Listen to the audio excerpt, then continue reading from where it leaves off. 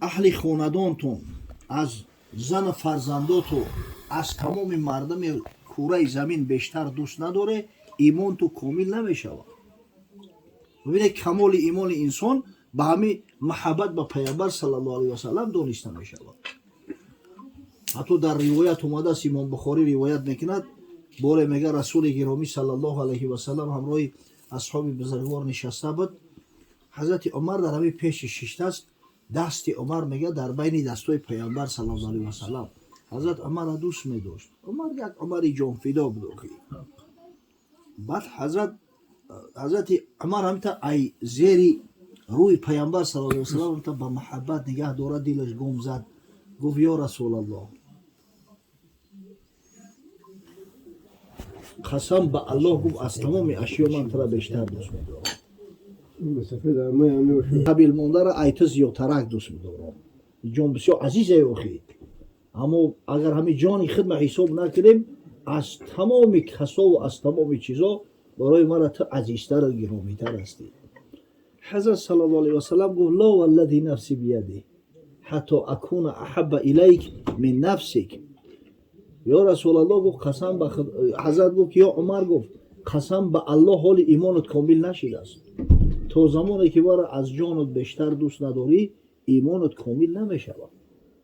من حضرت عمر اندیشه کرد، یک کم اوله کرد که اوخی ای عمر، خدا بگیره همون یک تیکه جانه که او جان چی است که تو او را از پیغمبر خدا صلی الله علیه و سلم بالا میدونی.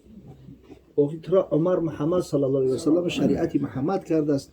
تو بر این عمرها شاید در جزیره عربستان صدها هزار باشه، اما این درجه و این منزلت این مرتبت مگر توسط پیامبر صلی الله علیه و سلم به دست نآورده.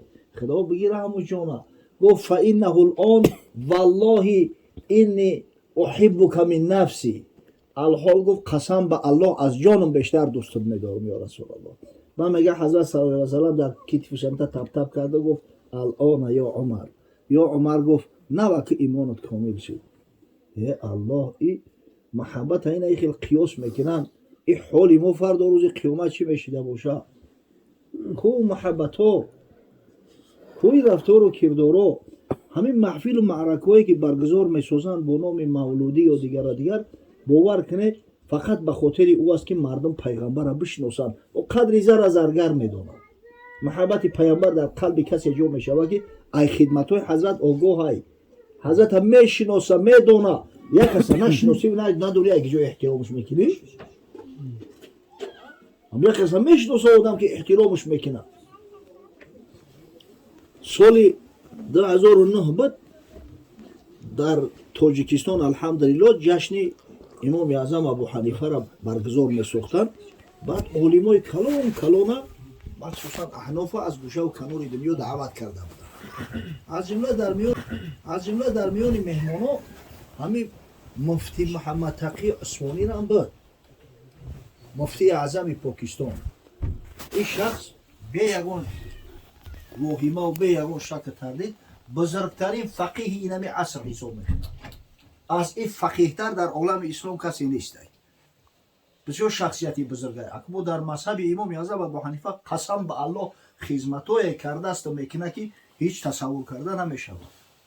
اینقدر کتابایی را که نوشته است، اینقدر شرح توضیحایی که داده است، اینقدر دستگیری که مذهب میکنه، یگان عالم حنفی همین کار را نکرده است.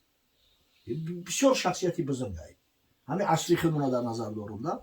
این حضرت هم آمده بود. در چند مدت در اینجا کمک بیمار شد.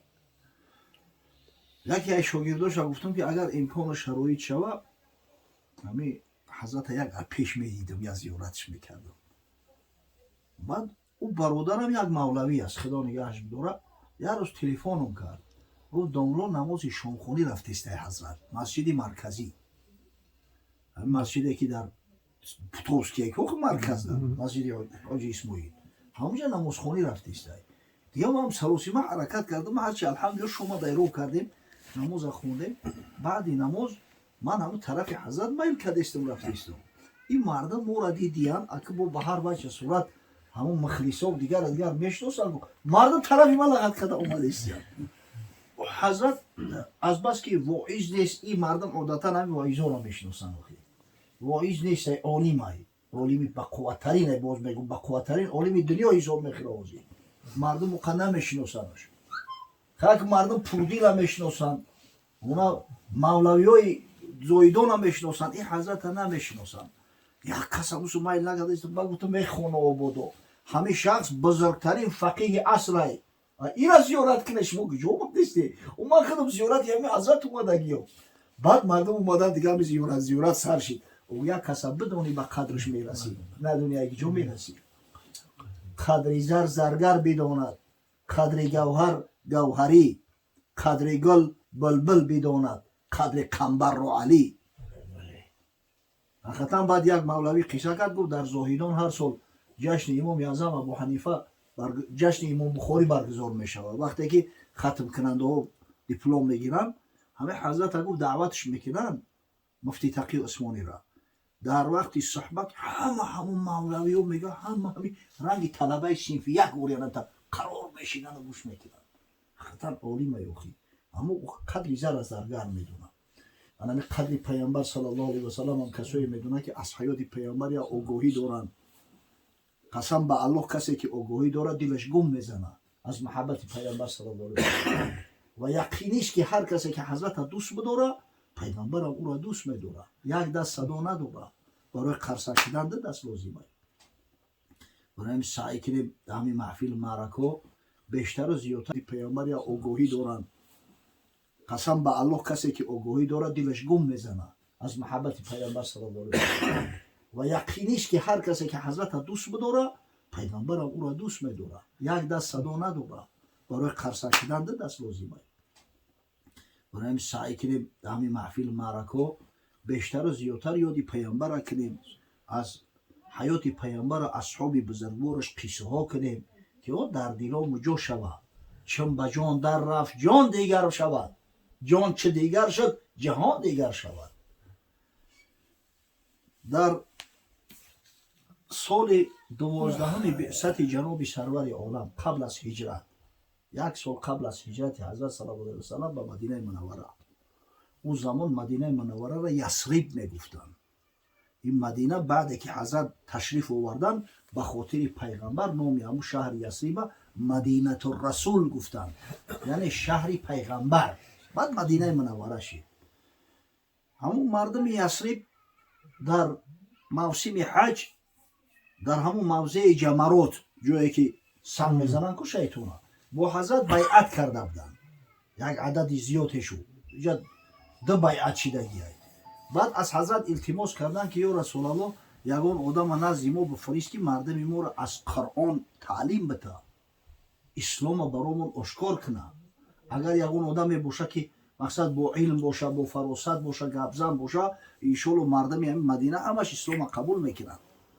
حضرت صلی الله علیه و سلم از میان اصحابش حضرت مصعب ابن عمیر انتخاب کرد.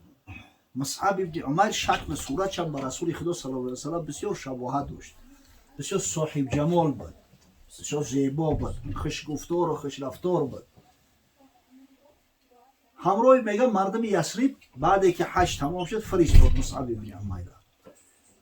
مصعب ابن عمیر آمده در خانه دوستش اسعد ابن زروره که از مردم خزرج است مکان گرفت و همراه اسعد ابن زروره به همه محله ها می رفته است، نزد قوم ها می رفته است و مردم کم کم به اسلام دعوت میکرد.